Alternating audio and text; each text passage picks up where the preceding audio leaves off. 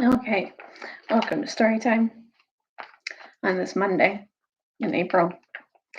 I hope all of you are doing very well and are, um, having a great Monday. Happy Monday, and thanks for watching. Whether you're watching now or watching later, we're going to continue with Prince Caspian.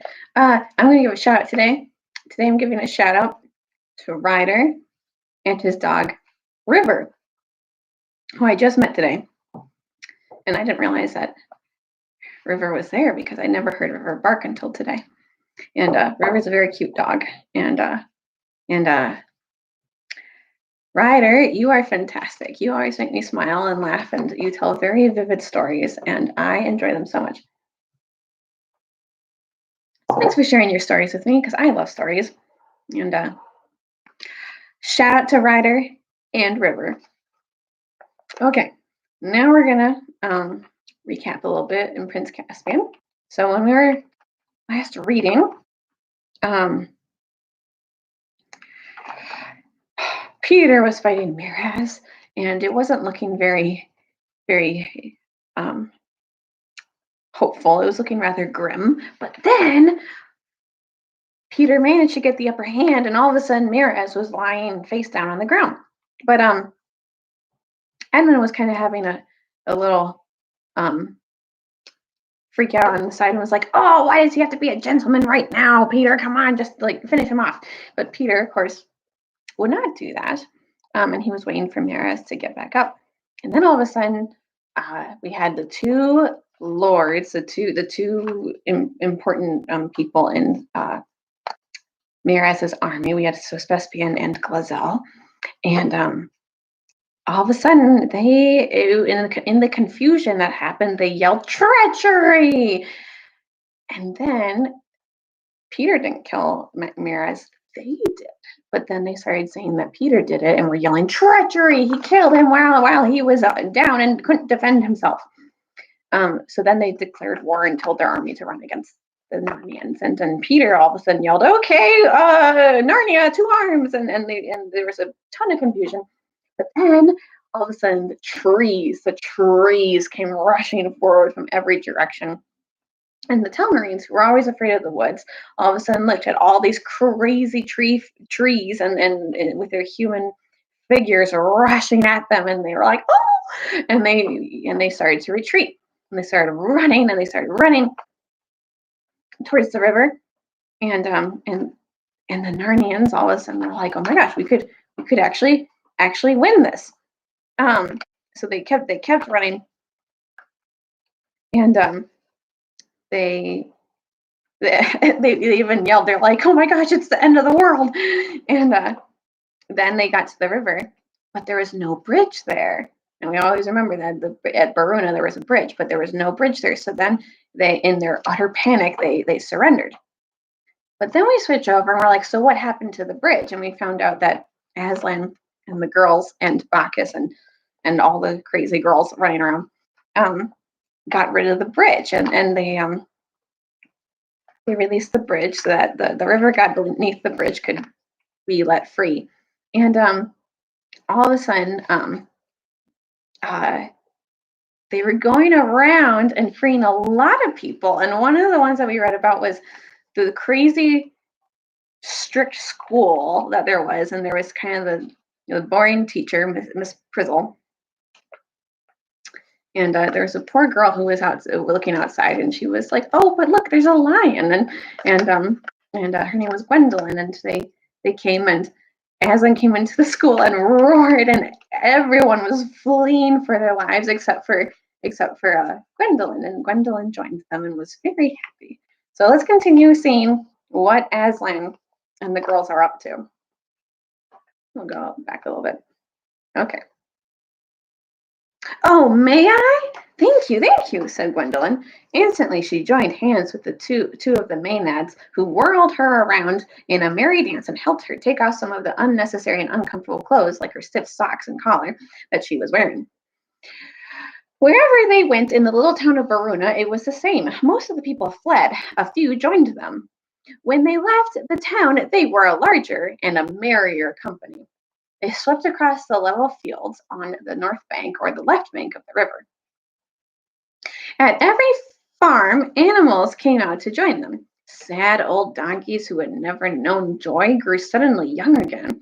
Chained dogs broke their chains. Horse kicked their carts to pieces and came trotting along with them, clap, clap, kicking up the mud and whinnying. At a well in a yard, they met a man who was beating a boy. The stick burst into a flower in the man's hand. He tried to stop it, but it stuck to his hand. His arm became a branch, his body the trunk of a tree, and his feet took root. The boy, who had been crying a moment before, burst out laughing and joined them. At a little town halfway to Beaver's Dam, where two rivers met, they came to another school where a tired looking girl was teaching arithmetic to a number of boys who looked very much like pigs. She looked out of the window and saw the divine partiers singing up the street and a stab of joy went through her heart. Aslan stopped right under the window and looked up at her. Oh, don't, she said. I'd love to, but I mustn't. I must stick to my work, and the children would be frightened if they saw you. Frightened?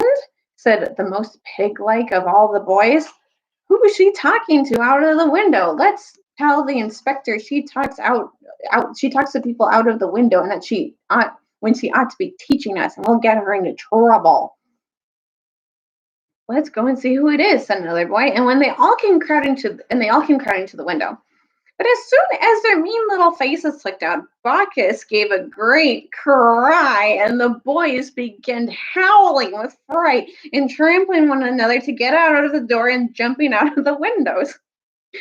And it was said afterwards, whether truly or not, that those particular boys were never seen again, but that there were a very lot of fine little pigs in that part of the country which had never been there before.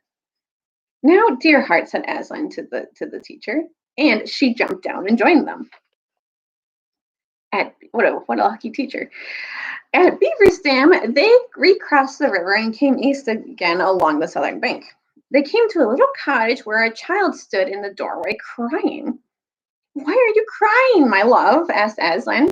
The child, who had never seen a picture of a lion, was not afraid of him. Auntie's very ill, she said. She's going to die. Then Aslan went to go in at the door of the cottage, but it was too small for him. So when he had got his head through, he pushed with his shoulders. Lucy and Susan fell off when he did this, and lifted the whole house up, and it fell backwards and apart.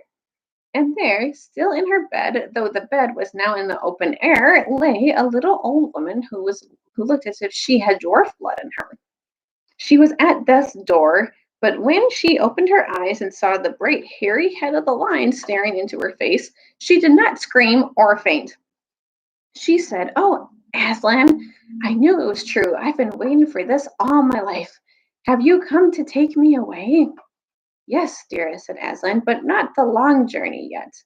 And as he spoke, like the flesh, and as he spoke, like the flesh creeping along the underside of a cloud at sunrise, the color came back into her white face, and her eyes grew bright, and she sat up and said, "Why, I do declare that I feel that better, and I think I could take a little breakfast this morning."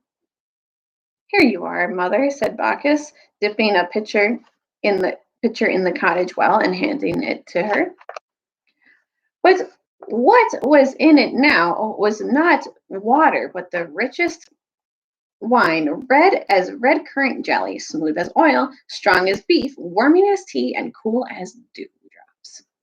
"Yeah, you've done something to our well," said the old woman. "That makes a nice change, that does." And she jumped right out of bed. "Right on me," said Aslan, and added to Susan and Lucy, "You two queens will have to run now." "But we'd like that just as well," said Susan, and off they went again. And so at last, with leaping and dancing and singing, with music and laughter and roaring and barking and neighing, they all came to the place where Miraz's army stood, flinging down their swords and holding up their hands, and Peter's army, still holding their weapons and breathing hard, stood round them with stern and glad faces. And the first thing that happened was that the old woman slipped off Aslan's back and ran across to Caspian, and they embraced one another, for she was his old nurse. Chapter 15.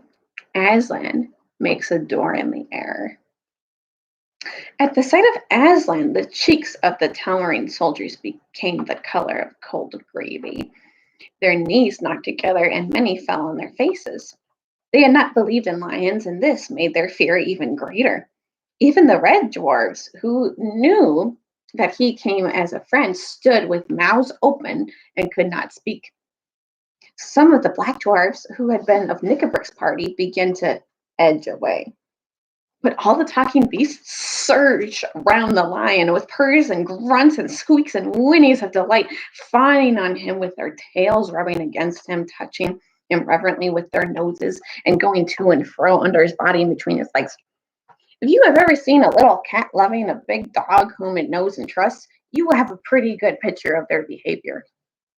Then Peter, leading Caspian, forced his way through the crowd of animals. "This is Caspian, sir," he said, and Caspian knelt and kissed the lion's paw. "Welcome, Prince," said Aslan. "Do you feel yourself sufficient to take up the kingship of Narnia?" I I don't think I do, sir," said Caspian. I'm only a kid." "Good," said Aslan. "If you had felt yourself sufficient, it would have been a proof that you were not. Therefore, under us and under the High King, you shall be King of Narnia, Lord of Cair Paravel, and Emperor of the Lone Islands. You and your heirs while your race lasts. And your coronation, but what have we here?" For at that moment a curious little procession was approaching. 11 mice, 6 of whom carried between them something on a litter made of branches, but the litter was no bigger than a large atlas. No one had ever seen mice more woe-begone and sad than these. They were plastered with mud, some with blood too, and their ears were down and their whiskers drooped and their little tails dragged in the grass, and their leader piped on his slender pipe a melancholy tune. On the litter lay what seemed little better than a damp heap of fur, all that was left of Reepicheep. He was still breathing, but more dead than alive, gashed with innumerable wounds, one paw crushed, and where his tail had been, a bandaged stump. "Now, Lucy," said Aslan. Lucy had her diamond bottle out in a moment, though only a drop was needed on each of Reepicheep's wounds. The wounds were so many that there was a long and anxious silence before she finished, and the master mouse sprang from the litter. His hand went at once to his sword hilt, where the others with the others he twirled his whiskers. He bowed. "Hail, Aslan!" came his shrill voice. "I have the honor." But suddenly he stopped. The fact was that he still had no tail. Whether that Lucy had forgotten it, or that her cordial, though it could heal wounds, would not make things regrow again. Reepicheep became aware of his loss as he made his bow. Perhaps it altered something in his balance. He looked over his right shoulder. Failing to see his tail, he strained his neck further till he had to turn his shoulders and his whole body followed. But by that time his hindquarters had turned too and were out of sight. Then he strained his neck looking over his shoulder again with the same result. Only after he had turned completely around 3 times did he realize the dreadful truth. "I am confounded," said Reepicheep to Aslan. "I am completely out of my countenance. I must crave your indulgence for appearing in this unseemly fashion." "It becomes you well, small one," said Aslan. "All the same," replied Reepicheep, "if anything could be done, perhaps Her Majesty," and here he bowed to Lucy. "But what do you want with a tail?" asked Aslan. "Sir," said the mouse, "I can eat and sleep and die for my king without one, but a tail is the honor and glory of a mouse." "As I have sometimes wondered, friend," said Aslan, "whether you do not think too much about your honor."